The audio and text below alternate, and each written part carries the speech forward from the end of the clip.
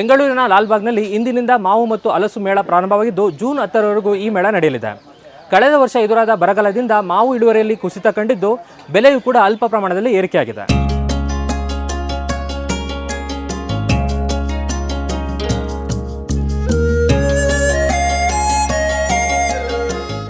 ಬೆಂಗಳೂರಿನ ಸಸ್ಯಕಾಶಿ ಲಾಲ್ಬಾಗ್ನಲ್ಲಿ ವಿವಿಧ ಮಾವಿನ ಹಣ್ಣುಗಳ ಘಮಲು.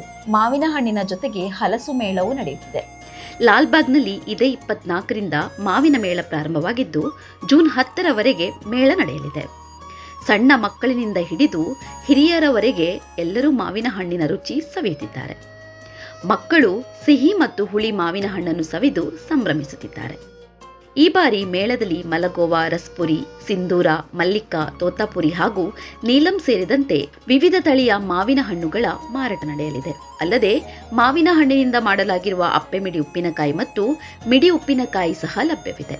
ಮಾವಿನ ಹಣ್ಣಿನ ಮೇಳದ ಜೊತೆಗೆ ಹಲಸು ಮೇಳವು ನಡೆಯಲಿದ್ದು ಹಲಸಿನ ಹಣ್ಣು ಹಾಗೂ ಹಲಸಿನ ಹಣ್ಣಿನಿಂದ ಮಾಡಿದ ಪದಾರ್ಥಗಳು ಮೇಳದಲ್ಲಿ ಮಾರಾಟವಾಗುತ್ತಿದೆ.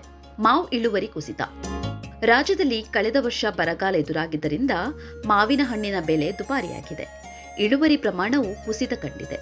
ಕರ್ನಾಟಕದಲ್ಲಿ 1.49 ಲಕ್ಷ ಹೆಕ್ಟೇರ್ನಲ್ಲಿ ಮಾವು ಬೆಳೆಯಲಾಗುತ್ತಿದೆ. ಅದರಲ್ಲಿ ಅಂದಾಜು 12ರಿಂದ 15 ಲಕ್ಷ ಮೆಟ್ರಿಕ್ ಟನ್ ಇಳುವರಿ ಬರುತ್ತದೆ. ಆದರೆ ಈ ಬಾರಿ 30% ಮಾತ್ರ ಬೆಳೆ ಬಂದಿದೆ. ತೀವ್ರ ಬಿಸಿಲು, ಶುಷ್ಕ ಹವಾಮಾನದ ವಾತಾವರಣ ಹಾಗೂ ಅನಿರೀಕ್ಷಿತ ಮಳೆಯಿಂದಾಗಿ 5 ಲಕ್ಷ ಮೆಟ್ರಿಕ್ ಟನ್ನಷ್ಟು ಮಾತ್ರ ಇಳುವರಿ ಬಂದಿದೆ. ಈ ಸಾಲಿನಲ್ಲಿ ಮಾವು ಬೆಳೆ ಬಹಳ ಕಡಿಮೆ ಇದೆ. 20ರಿಂದ 25 ಅಷ್ಟೇ ಮಾವಿನ ಬೆಳೆ ಇರೋದು. ಮಳೆ ಇಲ್ಲದ ಕಾರಣದಿಂದ ಭಾರಿ ನಷ್ಟ ಆಗಿದೆ, ಬೆಳೆ ನಷ್ಟ ಆಗಿದೆ. ಆದರೆ ರೇಟು ಪರವಾಗಿಲ್ಲ, ಈ ಸರಿ ಇರೋದು ರೇಟ್ ಪರವಾಗಿಲ್ಲ. ಇನ್ನು ತೋತಾಪುರಿ ಕಾಯಿ ಮೆಚುರಿಟಿ ಬಂದಿಲ್ಲ, ತೋತಾಪುರಿ ಕಾಯಿ ಕೀಳ್ತಾ ಇಲ್ಲ. ಬೇರೆ ವೆರೈಟಿಗಳೆಲ್ಲ ಕೀಳ್ತಾ ಇದ್ದಾರೆ. ರೇಟ್ಗಳು ಪರವಾಗಿಲ್ಲ. ಮಳೆ ಇಲ್ಲ, ಬಟ್ ಟೆಂಪ್ರೇಚರ್ ಜಾಸ್ತಿ, ಕ್ರಾಪ್ ಇಲ್ಲ. ನಾವು 1 ಎಕರೆಗೆ 4 ಟನ್ ಸಿಗಬೇಕಾಗಿರೋದು 1 ಟನ್ ಸಿಗ್ತಾ ಇದೆ. 3 ಟನ್ ಹೊರಟೋಗಿದೆ. ತುಂಬ ಲಾಸ್ ಆಗಿದೆ. ಬಟ್ ರೇಟ್ಗಳು ಸ್ವಲ್ಪ ರೈಸ್ ಆಗಿದೆ. ನೋಡೋಣ. ಬಟ್ ಗೋರ್ಮೆಂಟ್ನಿಂದ ಕೊಟ್ಟಿರೋದು ಕಮ್ಮಿನೇ ಅಮೌಂಟು ನಮಗೆ ಕೊಟ್ಟಿರೋದು. ಕಡಿಮೆ ಇಳುವರಿಯಿಂದ ಬೆಲೆ ಏರಿಕೆ. ಈ ಬಾರಿ ಮಾವು ಇಳುವರಿ ಗಣನೀಯ ಪ್ರಮಾಣದಲ್ಲಿ ಇಳಿಕೆಯಾಗಿರುವುದರಿಂದ ಮಾವಿನ ಬೆಲೆ ಹೆಚ್ಚಳವಾಗಿತ್ತು. ಈಗ ಬೆಲೆ ಅಲ್ಪ ಪ್ರಮಾಣದಲ್ಲಿ ಇಳಿಕೆಯಾಗಿದೆ ಎಂದು ರಾಜ್ಯ ಮಾವು ಅಭಿವೃದ್ಧಿ ಮತ್ತು ಮಾರುಕಟ್ಟೆ ನಿಗಮದ ಅಧ್ಯಕ್ಷ ಸಿಜಿ ನಾಗರಾಜ್ ತಿಳಿಸಿದ್ದಾರೆ. ಮಾವು ನಿಗಮದ ಅವ್ಯವಸ್ಥೆಗೆ ಅಸಮಾಧಾನ. ಕರ್ನಾಟಕ ಮಾವು ಅಭಿವೃದ್ಧಿ ಹಾಗೂ ಮಾರುಕಟ್ಟೆ ನಿಗಮವು ಲಾಲ್ಬಾಗ್ನಲ್ಲಿ ಸಮರ್ಪಕವಾಗಿ ಮೇಳ ಆಯೋಜಿಸಿಲ್ಲ ಎಂದು ರೈತರು ಅಸಮಾಧಾನ ವ್ಯಕ್ತಪಡಿಸಿದ್ದಾರೆ.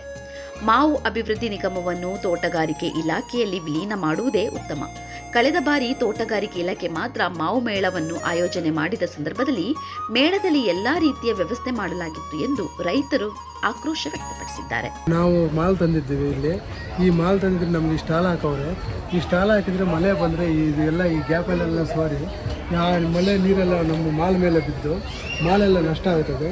ನಷ್ಟ ಆಗಿ ರೈತರು ನಾವು ನಷ್ಟ ಹೊಂದುತ್ತೀವಿ. ನಷ್ಟ ಹೊಂದಿದಾಗ ನಮಗೆ ನೀವು ಸರ್ಕಾರದ ವತಿಯಿಂದ ಏನು ವ್ಯವಸ್ಥೆ ಮಾಡಿಕೊಟ್ಟು ಏನು ಪ್ರಯೋಜನ? ನಮಗೆ ಪ್ರಯೋಜನ ಇಲ್ಲದೆ ಆಗುತ್ತೆ. ಮತ್ತು ಮಳೆ ಬಂದರೆ ಈ ಕಡೆಯಿಂದ ನಮಗೆ ಏನೂ ಇದಿಲ್ಲ.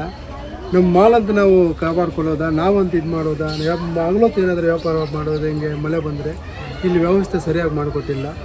ಆದ್ದರಿಂದ ನಾವು ಇದನ್ನು ಖಂಡಿಸ್ತಾ ಇದ್ದೇವೆ ಸರ್. ನೀವು ಮೇಳದಲ್ಲಿ ವಿವಿಧ ತಳಿಯ ಮಾವಿನ ಹಣ್ಣುಗಳಿಗೆ ಪ್ರತಿ ಕೆಜಿಗೆ ಇಂತಿಷ್ಟು ರೂಪಾಯಿ ಎಂದು ಮಾವು ನಿಗಮದಿಂದ ದರ ನಿಗದಿ ಮಾಡಲಾಗಿದೆ. ಆ ವಿವರ ಈ ರೀತಿ ಇದೆ. ಮಾವಿನ ಹಣ್ಣಿನ ತಳಿವಾರು ದರಪಟ್ಟಿ. ಬಾದಾಮಿ 130, ಬಾದಾಮಿ box 3 KG 450, Rasapuri 100, Mallika 130, Mallika box 3 ಕೆಜಿಗೆ 450, ಸಿಂಧೂರ 60, ಸಕ್ಕರೆ ಗುತ್ತಿ 200, ಮಲಗೋವಾ 220, ಬೆಂಗನಪಲ್ಲಿ 80, ಮಲ್ಲಿಕ ಬಾಕ್ಸ್ 3 ಕೆಜಿಗೆ 375, ದಶೇರಿ 135, ತೋತಾಪುರಿ 50, ಕಲಾಪಾಡ್ 135, ಅಮ್ರಪಾಲಿ 120, ಕೇಸರ್ 130, ಇಮಾಮ್ ಪಸಂದ್ 250, ಆಮ್ಲೆಟ್ 100 ರೂಪಾಯಿ ಕೆಜಿಗೆ ಇದೆ. ರೇಟ್ ಜಾಸ್ತಿ ಇದೆ. ಅದು ಮಳೆ ಬಂದಿಲ್ಲಲ್ಲ, ಅದಕ್ಕೆ ಕಡಿಮೆ ಇದೆ ಅಂತ ಅವರು ಹೇಳ್ತಾ ಇದೆ. ಮೇಳ ಚೆನ್ನಾಗಿದೆ, ಕಡಿಮೆ ರೇಟ್ ಅನ್ನಿಸ್ತು. ತೊಗೊಳ್ತಿದ್ವಿ. ಏನೇನು ತೊಗೊಂಡ್ರಿ? ಬಾದಾಮಿ ತೊಗೊಂಡಿದ್ವಿ, ಮಲ್ಲಿಕ, ರಸ್ಪುರಿ, ಆಮೇಲೆ ಸಕ್ಕರೆ ಹಣ್ಣು. ವಿಪರೀತ ವೆರೈಟೀಸ್ ಇದೆ ಇಲ್ಲಿ. ಅಂಥದ್ದು ನಾವು ಎಲ್ಲೂ ನೋಡೋಕ್ಕಾಗಲ್ಲ. ರೇಟು ಚೆನ್ನಾಗಿದೆ. ಒಟ್ಟಾರೆಯಾಗಿ ಈ ಬಾರಿಯ ಮಾವು ಮೇಳದ ಬಗ್ಗೆ ಗ್ರಾಹಕರು, ರೈತರು ಹಾಗೂ ಮಾವು ಮಾರಾಟಗಾರರಿಂದ ಮಿಶ್ರ ಪ್ರತಿಕ್ರಿಯೆ ವ್ಯಕ್ತವಾಗಿದೆ.